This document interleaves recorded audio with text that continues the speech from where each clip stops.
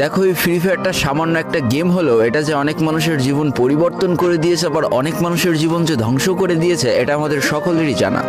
তবে সামান্য এই গেমটা যে গোটা একটা পরিবারকে আবার নতুন করে জীবন দান করবে, এটা আসলে সকলের অজানা ছিল। হ্যাঁ বন্ধুরা, আজকের গল্পটি এমনই একটা পরিবারকে নিয়ে যারা এই ফ্রি ফায়ার গেমটাকে একেবারেই সহ্য করতে পারতো না, বরং তাদের সন্তান যখন এই গেমটা খেলতো তারা আরও উল্টো বকাবকি করতো। আর ভাগ্যের কি অপূর্ব লীলা খেলা, দেখো সেই গেমটা আজকে গোটা পরিবারটাকে বাঁচিয়ে রেখেছে। আর এখন তার বাবা মাও উৎসাহ দেয় তাদের সন্তানকে যে ফ্রি ফায়ার খেলো। এই জন্যই চলো জেনে আসি আসলে কি এমন ঘটেছিল ওই পরিবারটার সাথে। তো বেশি ব্যাকপ্যাক না করে ছোট্ট একটা ইন্ট্রো দিয়ে আজকের ভিডিও শুরু করা যায়। তো আজকের গল্পটা শুরু হতে চলেছে ছোট্ট একটা গ্রামের ছোট্ট একটা পরিবারকে নিয়ে। বাবা মা এবং তাদের দুই সন্তান অর্থাৎ দুই ভাই, ছোট্ট একটা পরিবার, খুব সুন্দরভাবে তাদের জীবনযাত্রা চলে যাচ্ছিল। বড় ভাই একটা কোম্পানিতে লেবারের চাকরি করে, বাবা কৃষি কাজ করে, আর তাদের ছোট সন্তান অর্থাৎ ছোট ছেলে কিন্তু ক্লাস 8-এ পড়াশোনা করে। দারিদ্রতার বেড়াজালে আটকে পড়া পরিবারকে সাপোর্ট দেওয়ার জন্য তাদের বড় ভাইকে খুব অল্প বয়সে কাজে চলে যেতে হয়েছে। এই জন্য বড় ভাইয়ের পড়াশোনাটা ঠিকমতো হয়ে ওঠেনি। তবে বাবা মার একটাই স্বপ্ন ছিল যে তাদের ছোট সন্তান অর্থাৎ ছোট ছেলে যাতে উচ্চশিক্ষায় শিক্ষিত হয়।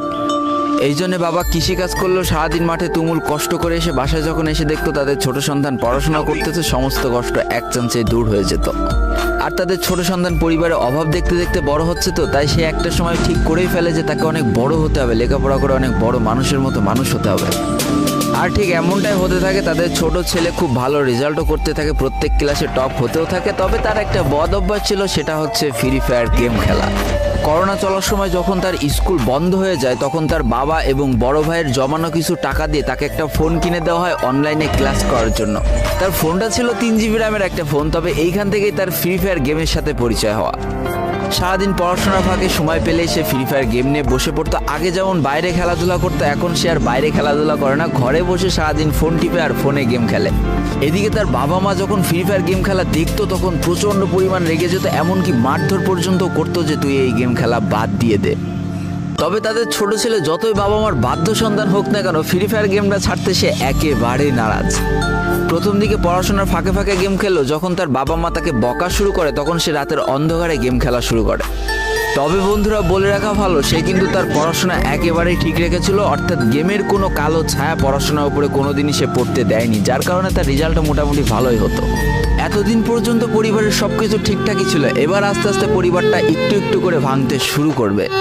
পরিবারের সকলের সম্মতিতে পরিবারের বড় ছেলের সাথে পাশের গ্রামের একটা মেয়ের বিবাহ সম্পন্ন করা হয়। আর যেন বিবাহের কয়েক মাস যেতে না যেতে বড় ভাইয়ের পরিবর্তন লক্ষ্য করতে শুরু করা যায়। এতদিন ছোট ভাইয়ের পড়াশোনা খরচ বড় ভাই আর বাবা মিলে চালিয়ে আসলো, এখন আর বড় ভাই কিন্তু ছোট ভাইয়ের পড়াশোনা খরচ দিতে রাজি হয় না।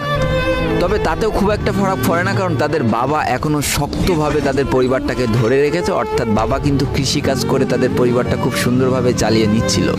তবে বলে রাখা ভালো, হাতের 5টা আঙুল যেমন এক হয় না, পরিবারের প্রত্যেকটা সন্তানের মন মানসিকতাও কিন্তু এক হয় না। কিছুদিন পর বড় ভাই পুরোপুরি আলাদা হয়ে যায়, তার বউকে নিয়ে নতুন করে সংসার তৈরি করে। এমনকি একটা পর্যায়ে যে বড় ভাই তার পরিবারকে অস্বীকার করে দেয়, অর্থাৎ একটা টাকাও আর পরিবারে দিত না, সমস্ত টাকা সে নিজের সংসারেই খরচ করত।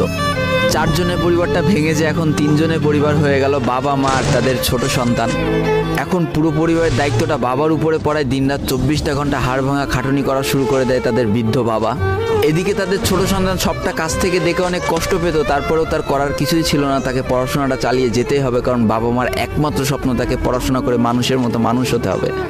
এদিকে বলে রাখা ভালো, পড়াশোনার পাশাপাশি কিন্তু সে ফ্রি ফায়ার গেমটা অনেক ভালো মতো খেলা শিখে গিয়েছিল। তার 3 GB র্যামের ফোন একটু ল্যাগ দিলেও মোটামুটি ভালোই খেলা যেত স্মুথ গ্রাফিক্সে। এমনকি সে আস্তে আস্তে টুর্নামেন্ট খেলাও শুরু করে। আর এখান থেকে যে টাকায় পেতো, 50 টাকা 100 টাকা 200 টাকা যা পেতো, সেই টাকাতে তার পরীক্ষার বই খাতা কিনতো, যাতে তার বাবার একটু কম পরিশ্রম করা লাগে, কম খাটনি করা লাগে। হাই রে, পরিবারের বড় ছেলে পরিবার থেকে আলাদা হয়ে গেল, আর ছোট ছেলে চিন্তা করছে বাবার কিভাবে কষ্ট কম করা লাগবে।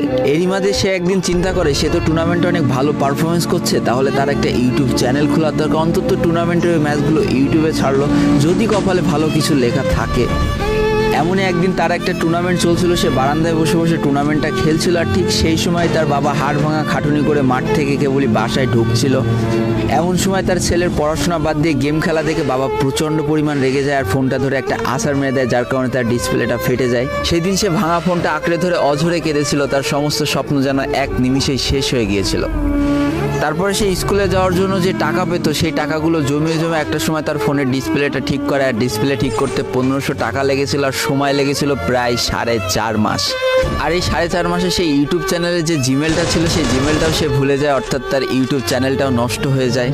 কিন্তু পরিবারের ছোট সন্তানরা একটু ঘাটতারা হয়, কোনোভাবে কোনো কিছুতে হার মানতে রাজি হয় না, যেমন আমি। তাই সে আবারও ফ্রি ফায়ার খেলা শুরু করে, আবারও নতুন করে ইউটিউব চ্যানেল খোলা শুরু করে। সব কিছু মোটামুটি ঠিকই চলছিল, পড়াশোনাও সে আগের মতোই চলতেছে, এইদিকে টুর্নামেন্টও চলতেছে, এইদিকে ইউটিউবে আস্তে আস্তে তার সাবস্ক্রাইবারও বাড়া শুরু করে, একটা দুইটা এমন করতে করতে। কিন্তু হঠাৎ করে তাদের পরিবারটা জীবনের সব থেকে বড় একটা ধাক্কা খায়। যেহেতু তাদের বাবা কৃষিকাজ করে তাদের পরিবার চালাতে হিমশিম খাচ্ছিল, পরিবার